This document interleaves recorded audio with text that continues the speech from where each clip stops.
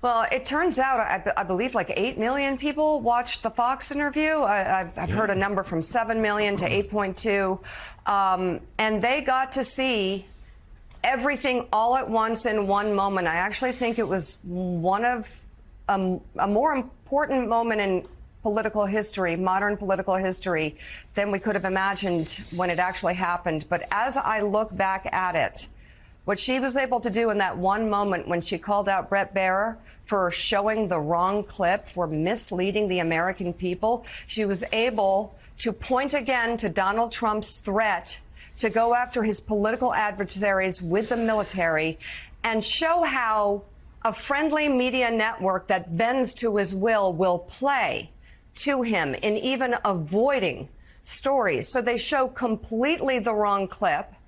She calls him out on it. Now, let me just tell you, from being in TV news all my life, local, cable, network, anybody at this table, I know the producers in the booth. If a clip runs and it's wrong, everybody knows it right away. It's like not the clip you're expecting. You know what you're expecting, and Bret Baier is really intelligent. I mean, they've got the best producers there, highest rated shows. They knew it was the wrong clip. And if they had even said something in the broadcast that they did 20 minutes later after the interview, that would have been reasonable. They waited a full day to tuck in to the end of Bret's show. Oh, by the way, I did make a mistake. I did not see the clip I was expecting. Here's the clip I was expecting. Okay, moving on. And no one on the network has talked about the clip at all. All they've done is talk about how Kamala Harris is nasty. But they haven't talked about how she actually called out Fox News on Fox News for what they do, which is sometimes disinformation, depending on the show. But at other times, it's subtle like this. Misleading the American public, moving things, avoiding the actual point of a story, or just not covering it. And in this case, it was all revealed in one moment by the candidate who was in the hot seat during a contentious interview, and yet she noticed the clip was wrong. He didn't. I am absolutely certain he knew it was the wrong clip, and he should have said it right away. So, Jean, your new column in the Washington Post is titled "Harris Ought to Send Bret Baier Flowers for That Fox News Interview." I agree. Tell us more. Yeah. No, absolutely, because what an opportunity she had. It was a moment. There was potential great peril there for her in going on that interview with Fox News, and there was also a potential big upside, and I think she got all the upside she possibly could have gotten and more. She first of all, she got to present herself as she is, not as the caricature that Fox viewers have been told she is since she got in the race, or even before. She's not this sort of empty, vacuous shell who speaks only in word salad. In fact, she is a forceful, really informed public servant who has command of the issues, who doesn't back down from anybody, and who was able to not just sort of stand up to what a lot of people saw as bullying, but snap back at it and call it out. The video, hey, Jean, the video we just showed, I don't know if we can put it up again. Mm-hmm. But it's really important because that is such an important moment. She's telling him, you've got the wrong clip. Look at him. He's not owning up to it. He's hoping that she'll get really angry. But the thing is, they have shown the wrong clip, and he's not saying to his viewers, you're right, that was the wrong clip, let's get the right clip prepared, or let's find it and let's show it. And instead, he moves on and leaves it hanging there. And I'm sorry, that is what they do. And I'm really glad that 8.2 million Americans had a chance if they wanted it, and a lot of people can't be moved, but had a chance to see what they do in real time. I'll let you continue with your point. We've got a lot of Yeah, news to no, get to. Go that's ahead, Gene. absolutely right. Another that was a huge benefit that she got out of this interview that I didn't see coming, which was exposing what Fox News does, and that was on Fox News. I thought that was incredible. The other thing she got to do is to explain. Yes, she does have policies. The Fox viewers have been told over and over again that, she doesn't have any policies. She doesn't. Who is she? What is she about? What does she want to do? She got to talk about what she will do as president of the United States and her economic programs. And by the way, you might not have heard that all the national security officials who work for Donald Trump are all opposing him this time around because they think he's so dangerous. And by the way, I just came from an event with 100 Republicans who are crossing party lines to vote for me instead of Donald Trump. She got to put facts into the right-wing media bubble, which believes in alternative facts. And I thought that was really significant. It's like putting a virus into that machine. And so all in all, I thought it was, she got more out of it than she could have possibly hoped. Yeah, and also as a service, actually.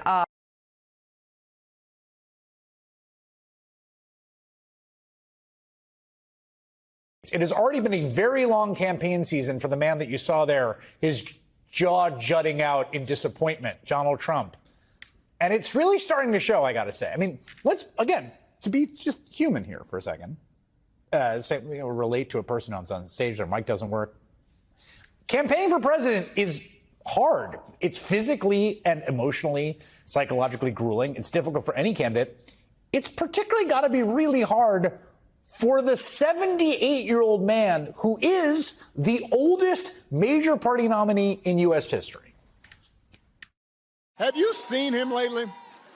I mean, he is out there. He's given 2.5 hour speeches, just word salads. You have no idea what he's talking about. He's talking about Hannibal Lecter. He's talking about this. He's talking about that. He's swaying to Ave Maria and YMCA for about half an hour. Folks are standing there not sure what's happening. Can you imagine if I did that? Now, I think those concerns about competency are one of the reasons why one of the defining features of Trump's third campaign is how it's largely been sealed off in this alternate world of safe spaces. Friendly interviews with right-wing outlets, softball podcasts, a town hall that devolved into a bizarre wordless dance recital set to Trump's comfort playlist. When Trump rarely does step out from a more traditional interview, he is forced to answer real questions on issues like his fitness for office, and he just can't do it. You own and run businesses. Yeah. Would you appoint a CEO who was 78? You didn't give you a medical. Some of this, I would. Depends on this. I've met people like Biden, who's in bad shape. I wouldn't. I know many people in their 80s. I know guys in their 80s that won't leave the company, like family companies where they don't want the kids to take over because they're much more competent than their kids. You know, I took 2 cognitive tests and I aced them both. I think that, frankly, people, regardless, should take, if they're 50 or 40, I think people should take cognitive tests, not because of the age, but because of something else. Something else? What's the something else? Now, considering all that, it should probably come as a little surprise that Trump has canceled a number of mainstream interviews in the final stretch of the campaign. His team is citing exhaustion. For anyone who's been following along, there's no doubt that Donald Trump really is tired. And again, I get it. As the Harris Walls campaign noted on social media, quote, an exhausted Trump appeared to fall asleep during his campaign event in Michigan today. At that same event, he even complained about having to campaign. How about we'll go through it pretty quick, Dale, and then I'm going over to make a little speech in front of 10,000 people. You think this is an easy life I have, right? I go from here, I say, am I finished? They say, no, sir, you have one more speech. Oh, good, where is it? What is it, 20 minutes, 30 minutes away? He does not look like he's enjoying himself. Now, Donald Trump has always been one of the absolute weirder figures in American public life. He's always said really disgusting and bigoted things.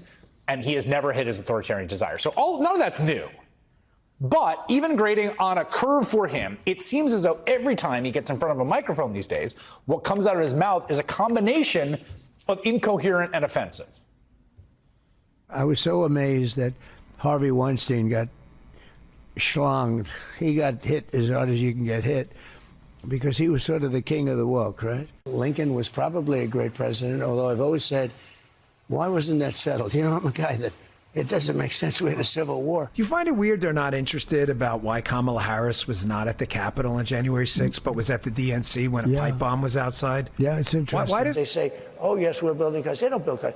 They take them out of a box and they assemble them. We could have our child do it. It's a rigged deal. The whole thing is rigged. Why are they still being held?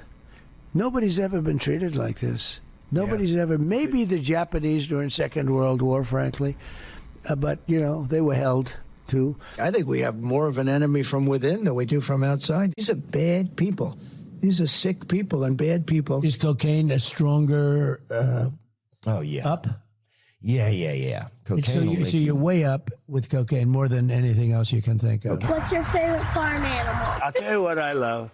I love cows. But if we go with Kamala, you won't have any cows. I like conversation. I don't seem to get myself in much trouble. Now, just to be clear, when he was talking to I think it was Dan Bongino, about who it was that was treated like the Japanese in internment, he was referring to the January 6th folks who've been arrested and prosecuted and imprisoned for attempting to sack the Capitol. That's who he was comparing to the Japanese who were interned. Now, so all of that, you get a little sense there. That's how Donald Trump's campaign is going. Kamala Harris, on the other hand, is running a very active campaign. She's taking every opportunity to highlight the contrast between her and Trump. Now he is ducking debates and canceling interviews. Come on. And check this out. His own campaign team recently said it is because of exhaustion. Well, if you are exhausted on the campaign trail, it raises real questions about whether you are fit for the toughest job in the world. Come on. Donald Trump's response today likely did little to assuage concerns about his fitness for office. What event did I cancel? I haven't canceled. She doesn't go to any events. She's a loser. She doesn't go to any events. She didn't even show up for the Catholics last night at the hotel. It was insulting. All they are is sound bites. So today I was at Fox and Friends at 7 in the morning. I then went to 2 different other appearances. I then made about 15 phone calls. I've gone 48 days now without a rest. And I've got that loser who doesn't have the energy of a rabbit. Now, that's, of course, a lie. Kamala Harris does tons of media, including the traditional outlets that Trump dodges. She even sat down for a very adversarial interview with Fox News just this week. In fact, a key part of that campaign is showing voters exactly what Donald Trump has been saying. She did so again today, because there's simply no denying that her 78-year-old opponent is incoherent and exhausted and floundering on the campaign trail with less than 2 weeks to go. Seems like maybe a bad idea to have him on the country, but what do I know? Valencia Johnson's a Democratic strategist who served as a senior advisor for the Biden-Harris 2020 campaign. David Jolly is a former Republican congressman of Florida, and they both join me now. It's interesting to me, Valencia, with Donald Trump, it has always been an issue of where you attack him if you're a political opponent, particularly Democrat. There's a lot to say. And in some ways, there's so much to say it overwhelms. But the sort of idea of unfitness, which I can't tell if that's an argument to voters or it's also just a way of needling him. What do you think of that argument, which I think obviously is pretty merited at this point? Listen, I think you've seen that the Democratic Party and the Harris campaign sees that this is actually an argument that could persuade voters to not vote for him, to maybe stay home or just vote, or even more importantly, vote for Vice President Harris, because they put out a campaign ad today calling him unfit and unstable. Here's what's really interesting and why it's so strategic and smart for Vice President Harris and the campaign to do this is because every time that she hits him about being unstable, about being weak, about being unfit for office, it chips away at his bravado style of politics and campaigning, and he can't actually campaign on issues. He's flailing and completely going off the rails and trying to push back on these allegations that, quite frankly, the more that he plays into them, the worse he looks, which helps Democrats up and down the ticket, including Vice President Harris. And so I think it's a strong campaign strategy in that it's a quick campaign strategy for the vice president's campaign. They can hit him about being unfit and unstable and then also talk about policy positions when all he can do is respond to this. Yeah, by the way, I think his mic is back, so he's back talking again. You mentioned the ad, and I want to play this for you, David, and get your thoughts on it, because I thought an interesting hybrid of the sort of he's unhinged, he has authoritarian aspirations, and then a very kind of meat and potatoes midsection of this very quick 30-second ad. Take a listen. Donald Trump makes a lot of promises, but we can be sure of one thing. If he wins, he'll ignore all checks that rein in a president's power. It's all in Trump's Project 2025 agenda. What does that mean for you? Higher cost on groceries, cuts to Social Security and Medicare, more tax breaks for billionaires, and a national abortion ban putting women's health at risk. A second Trump term, more unhinged, unstable, and unchecked. Interesting ad, David.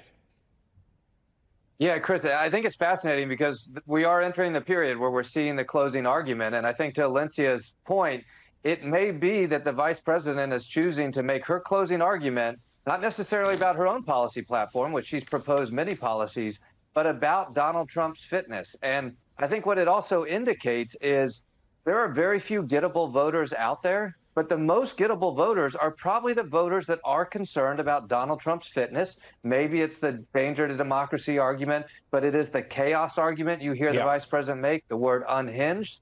Those are the persuadable voters that are left. And then contrast that with Donald Trump. He's doing nothing to reach those voters. If anything, his closing argument is pushing those voters farther away. And so you saw her reach out to soft Republicans in Bucks County, Pennsylvania this week. You're seeing this notion of the president being unhinged. Sure, she's going to hit on those quick policy points like you saw, particularly on reproductive freedom. But I think her closing argument is an acknowledgement that this decision this year is about Donald Trump and whether or not he is a safe person to return to the White House. It's a powerful argument. I'm joined now by the co-author of The Art of the Deal and a noted Trump critic, Tony Schwartz. He is in a very controversial new film, The Apprentice. That's him in that scene, and we're going to get to that. But I want to start with something you know all about. You've been, I think, clear and eloquent from before Donald Trump's first campaign in 2016 about the danger he poses, but also how he thinks and his tics. Does it matter to him that she doubled the Fox ratings? And what do you see in her piercing those bubbles, communicating something you know a lot about? Well, he measures himself, he measures his own worth numerically and quantitatively. That's why he for 20 years has sold his net worth or sold him what he claims is his self-worth to Forbes, or why he's so obsessed with the size of his crowds. All of that is a kind of hopeless attempt on his part to feel worthy in a way that internally he does not. So, yeah, anytime somehow it appears that he is lesser in a situation, he is going to be triggered. Yeah, and we've seen opponents who might have had evidence or facts on their side get outmaneuvered by Donald Trump. We've spent years at this table looking at investigations, the House subpoena process, and at times it yielded good information, and other times he seemed to outmaneuver it. Harris is closing right now. I mean, we're in 20 days, and she's basically saying he's low energy, exhausted, a coward, can't face her, can't face journalists. It strikes me as clearer messaging than sometimes the deal around other more nuanced, important but nuanced concerns. I want to play him saying, if you duck a debate, you're a coward, and then get your view of what she's doing to him right now. Let's take a look. And, you know, some of them don't have the courage to do it. I don't want to say who, but there are a couple we know who they are. I mean, there are a couple of them that called me and told me, Donald, I'm just too nervous to do it. And I'm saying to myself, here's a guy that's supposed to negotiate, or a person that's supposed to negotiate against China. These guys come out of the womb, they never cry. You know, they're not even crying, and we have guys that are afraid to go into a debate. What do you think about her saying, not only to him and baiting him, that's one level, but saying to voters, whatever you've heard about Donald Trump in the last many years, we're in the home stretch, and this exhausted guy can't show up to do the job of campaigning? Well, I think there are very few ways to siphon off votes from either side right now. And I think one of them is he's exhausted. I mean, remember during the Hillary campaign where she, at the World Trade Center, where she kind of collapsed, and he used that. And I think animal instinct. Yeah, I mean, he's a feral guy. Like, he's a very animalistic human being. And so I think that I think she is going after the very few things that I think can affect this. So what are they? So number one, there's that he is clearly moving toward dementia. I mean, forget You're not a doctor, but that's exactly. But you know him. Forget the diagnosis. What are the symptoms? He can't put sentences together. He loses track of what he's saying. He contradicts himself.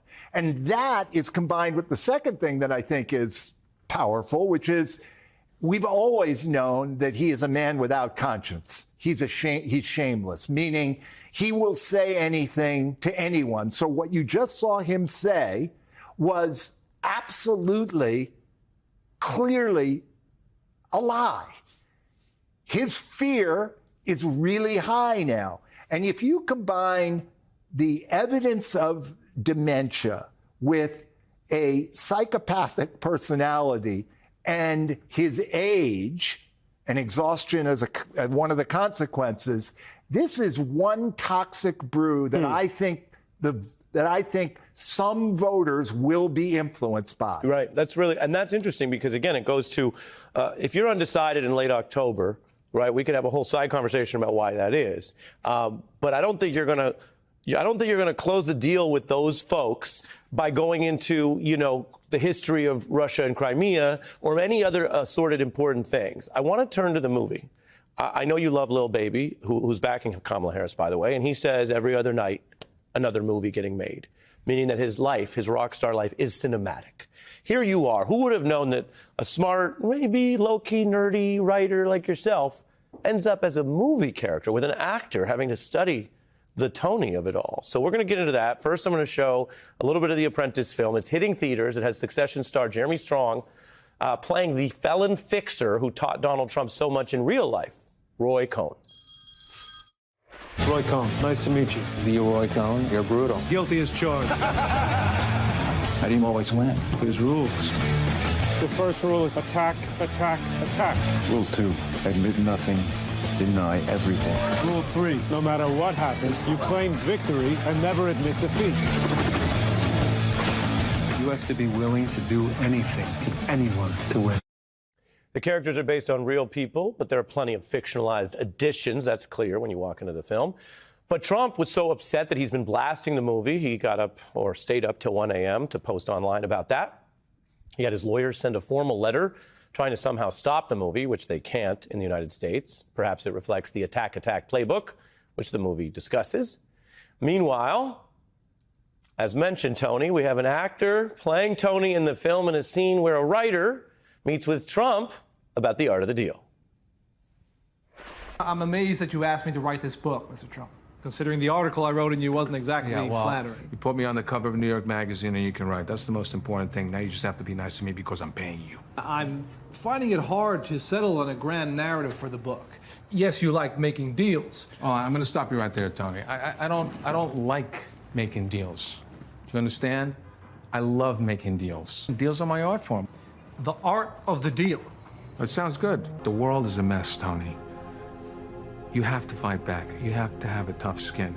Attack, attack, attack. You never, ever, ever admit defeat. You always claim victory. Always.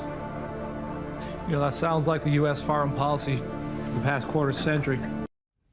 Now, in the New York Times, you have a piece arguing that the film gets the most important things right because beneath the bluster, Trump struck you as, quote, one of the most insecure people you'd ever met.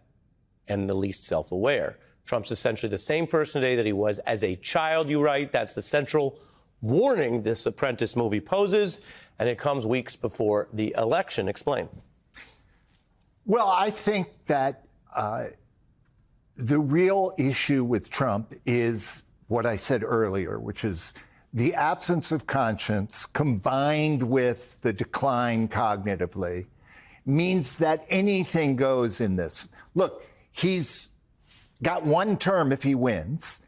And, you know, Ann Applebaum, the writer Ann Applebaum, is now making connections to what Hitler said and to all the language of other fascist dictators. That's what he's going to do. The only limitation on what Trump will do if he is a reelected president is what he can get away with. Yeah, and that's more in a second term, and we can show the evidence on that legally and the bureaucracy and all that. And what he said. He's, you know, the shamelessness now extends to saying in advance of being reelected, which God knows I hope he won't be, here's what I'm going to do. Well, let me ask you about that because you spent time with him. We talk about how much hasn't changed, and I think you make that point in the piece. Something that has seemed to get worse is he used to keep the PR wiggle room. So he might have deep down had exactly the negative agenda the whole time. But I remember, I'm old enough to remember, in 2016. Even you were old enough to remember. When he and his aides would say quite emphatically, what he said about hacking her email, Russia, was a joke. He's joking. No one can take his jokes, his rhetoric. You guys are so serious. They used to play that game. Now, when even Fox anchors try to say to him, you didn't mean dictator. You didn't mean enemy within. You didn't mean shooting people at the border, which as a lawyer looks to me like an unlawful order where the military would have to say no, and then we'll see how he responds to that. And each time, Tony, instead of finding the wiggle room, he says, I did mean it. He's benefiting from repetition. He has, look, we've had him around making these same comments. They've escalated them, but basically making these same comments for 8 years now, 9 years. Count the first year that he ran. Mm-hmm. And you do, as many dictators have learned, succeed when you simply say something over and over, whether or not it's true. And so he has normalized for dozens, hundreds of politicians, the idea that you can say whatever you want and you don't have to worry about whether it's true. Yeah. So nobody's even paying attention to that anymore. It's simply expected. Yeah, I think that's well put. It's an alert. It's an alarm. I'm running out of time, but how do you rate the actor who portrayed the young you? Well, interestingly, he wrote me an email yesterday to ask how I thought he did. And Just be honest. Just tell us. I thought the scene wasn't all that interesting. Would you have liked it to have more flavor? Yes, I would like to have written the scene because I'd like it to have been the scene that actually happened. But it wasn't that Do you fun. feel that your actor portrayal came off too warm to Trump? Here's a confession.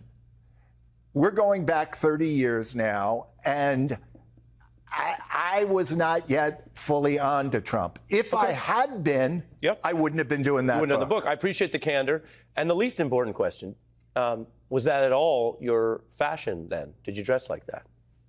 No, I dressed worse. Hey, Tony Schwartz, couple of good answers, little candor. Our thanks. Come. Madam Vice President, nice to see you. Thanks for hosting us here in Grand Rapids. Well, I'm glad you're here. Good to see you. Just going to ask you 3 or 4 quick questions. As folks want to say hi to you quickly. Okay. In these waiting days, I want to ask you first. At the convention, you cast yourself as a joyful warrior, but in recent rallies, you've increasingly attacked former President Trump as an unstable and unhinged. Is that an effective closing? And unfit. Is that an effective closing argument? I think that one is not to the exclusion of the other. I have a great deal of optimism, as do the people who are here, about the future of our country. I think that's one of the things that is building the momentum that we have. People really do believe in what is the promise of America and our responsibility to fight for it. That is not in conflict with also being clear-eyed about the danger that Donald Trump poses based on the language that he has used and his admiration for dictators, his inability to really focus on the needs of the American people, in particular working people, these things are not in conflict. They all exist at the same time. The critics who say the joy is gone, you respond. Oh, I'm having a great time. Let me ask you, if I can, about one of the challenges the campaign faces right now. Polls show that there is a widening gender gap, that Donald Trump leads, particularly among men, by 16 points right now. Why is that, and why do you think there is a disconnect for you with men right now? Well, let me tell you, you can look at this audience and you can see that there are people of every background and gender who are showing up by the thousands.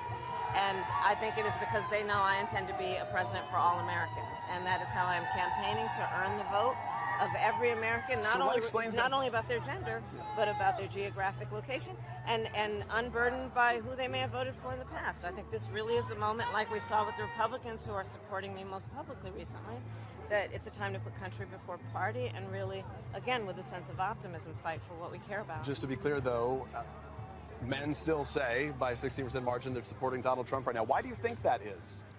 It's not the experience that I'm having, to be honest with you. You think the men are on board? Yeah, look around. Then let me ask you, if I can, President Biden said this week that every president has to cut their own path. What is one policy that you would have done differently over these last 3.5 years than President Biden? I mean, to be very candid with you, even including Mike Pence, vice presidents are not critical of their presidents. I think that really actually, in terms of the tradition of it and also just going forward, it does not make for a productive and important relationship. He's now given you that green light with his comments that you can carve your own path. So now that you have this ability to say that to be on your own? Well, no, going forward, there is no question that I bring my own experiences and my own life experiences. Is there a policy that stands out to you in particular, either? Sure. I mean, my approach to what we need to do around Medicare covering home health care, born out of my experience of taking care of my mother. My priority on housing, one, because I know what it means, affordable housing and the ability to buy a home. Again, my own experience, my mother saved up, and not until I was a teenager was she able to do it. But also I know that for so many young people who I speak with around our country, the American dream is just really out of reach. So my policy about $25,000 down payment assistance to help them get their foot in the door. The work that I have been doing and will bring to the presidency around emphasizing small businesses as being part of the real backbone of America's economy. Those are the experiences and the ideas that I have that are about moving forward and really in being a part of the next generation of leadership in America. Last one, I know I got to let you go. We heard some people chanting happy birthday to you. You have a milestone birthday on Sunday. Chivalry is not dead. I'm not going to say what age you're turning then, but you talked about generational change. What does generational change mean to you? I think it's about a state of mind, and it is about understanding that we should be focused on this moment, and this is a very particular moment where there is a lot happening in our country that is about innovation, that are about really new approaches to long-standing challenges, and it's a new generation of thinking as much as anything else. Madam Vice President, be safe on the trail. Happy birthday. Okay, thank you. Nice to see you. Appreciate your time. Thank you. And Julie, we mentioned that the Obamas will be going to Michigan, both of them, next week to campaign for the vice president. The former president just dropped a new video. Let's watch. You got on one side somebody who really just cares about himself. You know, everything's about him. 2 a.m.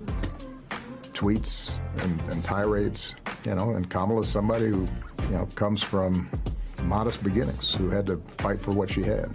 And that's the kind of person that I'd want to vote for, because I know if push comes to shove, she's going to be fighting for me. And that's the kind of president that we need. So that message really focused on Kamala Harris. I wonder, in these final few weeks, less than 3 weeks now, in fact, does the Harris campaign focus more on what she's about, her plans, her vision, or should they be more focused on Donald Trump and what he's about? Well, she's got to do both. On the one hand, she has to continue to introduce herself to voters who may not be as familiar with her. On the other hand, she needs to scare the base into coming out for her. And what that means is using the best get out the vote method that she can, which is to scare people about Donald Trump. We've been here. We know what it was like for 4 years when he was president. We see that he's becoming increasingly more unhinged. You see the campaign leaning much more into rhetoric that actually underscores his mental condition.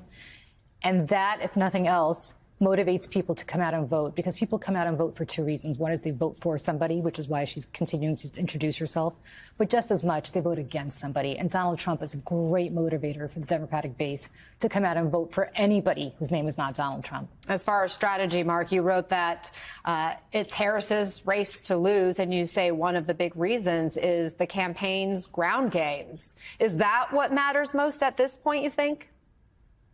Yes, I think that this is a race where there really are no undecided voters. This is about the base and about new voters. And the one thing that polling's not, or the few things that polling is not picking up, you just reported on. One is early voting, and those are astronomical numbers, and those almost always favor Democrats. There's also a gender gap that Harris has about a 10-point advantage of, and a new voter registration gap of about 10 points as well. So. And an enthusiasm gap of about 10 points. So when you add up all those things are things that polling isn't picking up, because polling uses a mirror looking at past elections like 2020, where nobody was really excited. It should be using a periscope to look ahead. And everything that I see, all my spidey sense and all my experience tells me that Harris has a lot going on under the radar that should be very encouraging for Democrats. What else is encouraging under the radar?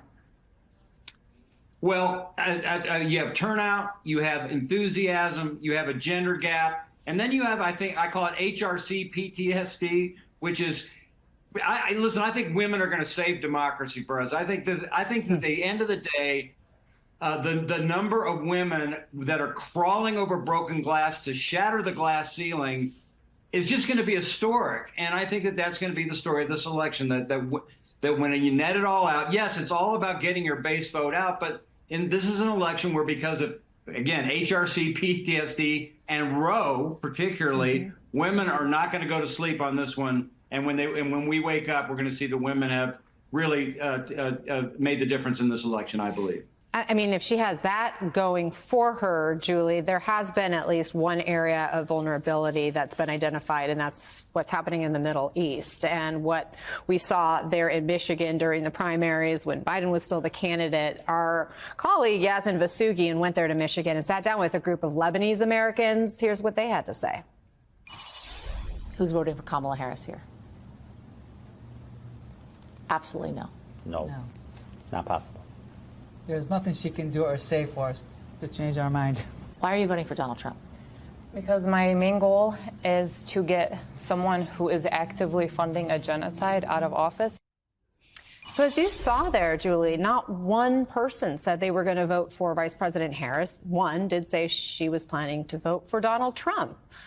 Your thoughts on that? And I wonder if the recent developments with Sinwar's death there in the Middle East changes anything here for voters. Well, I don't know who those voters are, but I will say this. I mean, this is a man, Donald Trump, who wanted to have a Muslim ban. This is somebody who will, if they don't like what's happening now, just wait until Trump gets in and gives Bibi Netanyahu everything that he wants, which is what Netanyahu's counting on, which is why you haven't had a ceasefire yet. But I will also say this. Look, that's an area of vulnerability for her.